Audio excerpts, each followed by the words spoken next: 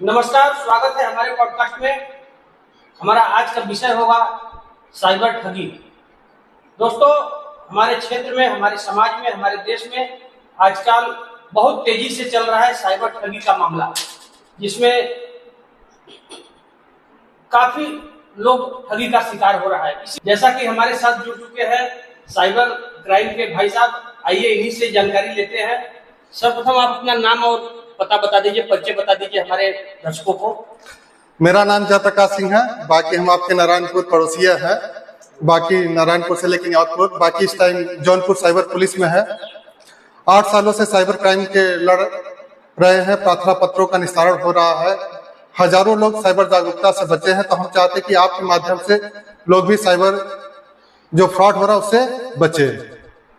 तो जैसा कि हमारे समाज में बहुत तरीकों से साइबर ठग का शिकार हो रहे हैं समाज के लोग, तो किस किस तरीके से ये साइबर ठग किया जा रहा है हमारे दर्शकों को बताइए। साइबर ठगी उसी तरीके से होती है जिस तरीके से हम पैसा निकालते हैं, यानी पैसा जाने का माध्यम तो वही सेम रहेगा। अब जैसे एटीएम कार्ड हो गया, यूपीआई हो गया, इंटरनेट बैंकिंग हो गया, तब एटीएम कार्ड में आ जाते हैं।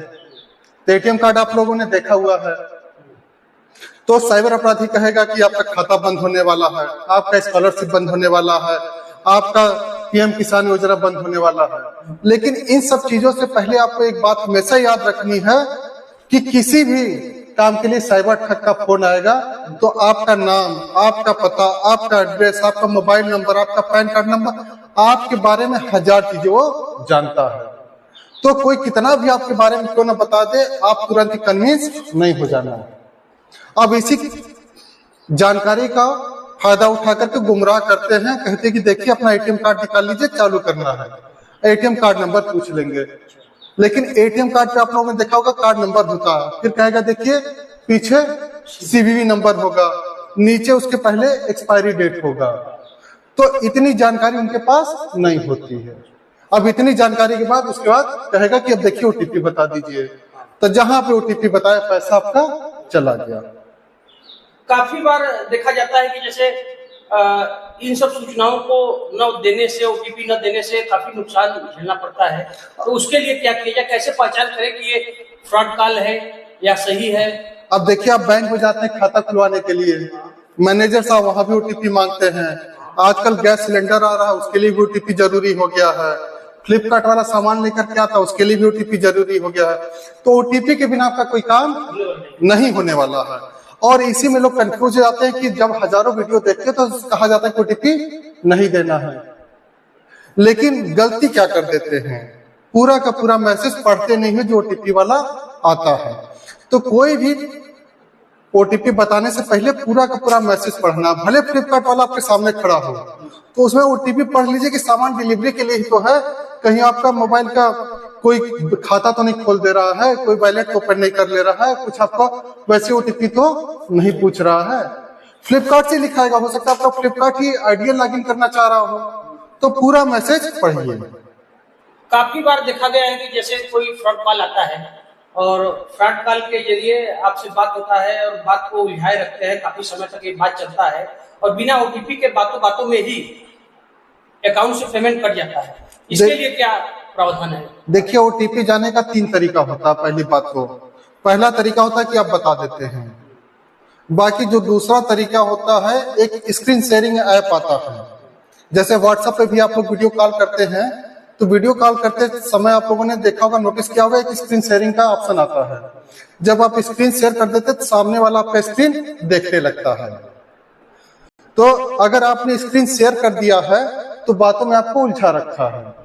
तो आपको पहले कहेगा कि आपको कोई कार्ड नंबर नहीं बताना है, कैमरा ऑन कीजिए, कैमरे के सामने अपना एटीएम कार्ड रख दीजिए। चूंकि आपकी स्क्रीन शेयर हो रही है तो तुरंत ही आपका कार्ड नंबर पहुंच गया, ओटीपी आपकी स्क्रीन पे आएगी और आपकी स्क्रीन शेयर हो रही है। अब इसी में एक तीसरा खतरनाक तरीका है एपीके फाइल। आप लोगों ने नोटिस किया होगा कई लोगों के व्हाट्सएप हैक हो रहे हैं, तो उसमें प्रधानमंत्री किसान योजना .apk, शादी निमंत्रण .apk, आमंत्रण .apk, कोई भी फाइल जिसके आगे .apk लिखा होगा APK, उसको अपने मोबाइल पे इंस्टॉल नहीं करना है। डाउनलोड हो जाएगा, कोई दिक्कत नहीं, लेकिन उस पर क्लिक करेंगे, इंस्टॉल का ऑप्शन पूछेगा, इंस्टॉल बिल्कुल नहीं करना। जैसे उसको इंस्टॉल करते आपकी मोबाइल हैक हो जाता है और ओटीपी वो बतियाता रहेगा, लेकिन ओटीपी आपके पास ऑटोमेटिक चलती चली जाएगी। काफी सोशल मीडिया के माध्यम से, जैसा कि आजकल चल रहा है सोशल मीडिया पे कि हमारे साथ जुड़िए, कई करोड़ रुपए कमाइए, लाखों रुपए कमाइए, इतना रुपए प्रतिदिन कमाइए, उसके जरिए आप उनके जो है आईडी को फॉलो करते हैं, लाइक करते हैं या कमेंट करते हैं, और कुछ ही समय बाद साइबर फ्रॉड जो होता है वो फोन भी करता है और ओटीपी भी ले लेता है और उसके जरिए अकाउंट से पैसा भी काट लिया जाता है। तो इसके लिए क्या आपका विचार, क्या कहना चाहेंगे आप? तो साइबर फ्रॉड में कई तरीके से होता है, अलग अलग तरीके से गुमराह करते हैं। तो यहाँ पे साइबर अपराधी अपने आप को लखपति करोड़पति होना बताते हैं और कहेंगे कि आप आसानी से पैसा कमा लेते हैं। पहले आपको जोड़ेंगे, जैसे आपको जुड़ जाएंगे आपको मैसेज करेंगे और फिर मैसेज करने के बाद आपको कोई फर्जी ऐप डाउनलोड करवा देंगे या फिर कहेंगे आप 10 लोगों को जोड़ दीजिए, उनके माध्यम से पैसा मंगाएंगे। शुरुआत में आपको कुछ पैसे दे देंगे। जैसे शुरुआत में कुछ पैसा मिलता है आपके अंदर लग जाता है कि ये तो कंपनी असली है, पैसा दे रही है, और फिर जब आपके लाखों करोड़ रुपए ले लेते हैं तो जैसा कि कभी कभी आता है फोन साइबर ठगों का कि मैं यहाँ से पुलिस बोल रहा हूँ, यहाँ से बोल रहा हूँ, वहाँ से फला जगह से बोल रहा हूँ, आपने सोशल मीडिया पे ये किया वो किया, ऐसा वैसा बात करते हैं और धमकाते चमकाते रहते हैं। तो क्या इसकी सत्यता है, कहाँ तक इसके लिए क्या उपाय किया जाए कि ऐसा फोन ना आवे, या आवे तो उससे हम सावधान रहें? देखिए, फोन आने से आप कोई रोक नहीं पाएंगे। पुलिस भी फोन करती है, हम भी फोन करते हैं, समाज के लोगों से मदद मांगते हैं या फिर कुछ होता है। लेकिन आपको एक बात हमेशा याद रखना है, कोई भी पुलिस आपको फोन पे करके धमकी देने का, डरा करके आपसे पैसे मांग करने का बिल्कुल कार्य नहीं करती है।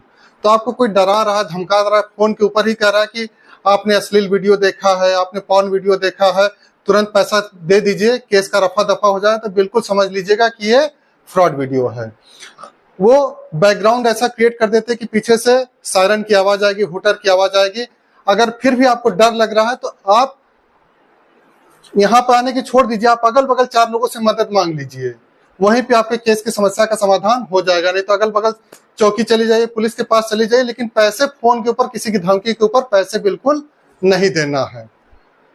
और भी कई तरीके हैं साइबर ठगी के, तो इससे बचने के लिए आप हमारे दर्शकों को क्या क्या सुझाव देना चाहेंगे, बता दीजिए। देखिए, साइबर ठगी तो कई सारे तरीके होते हैं, लेकिन सबसे पहले एक चीज याद रख लीजिए कि कार्ड नंबर एक्सपायरी CVV है, ये तो किसी को नहीं बताना है। चलिए पहुंच भी गया तो OTP हमेशा पढ़ने की आदत बना लीजिए।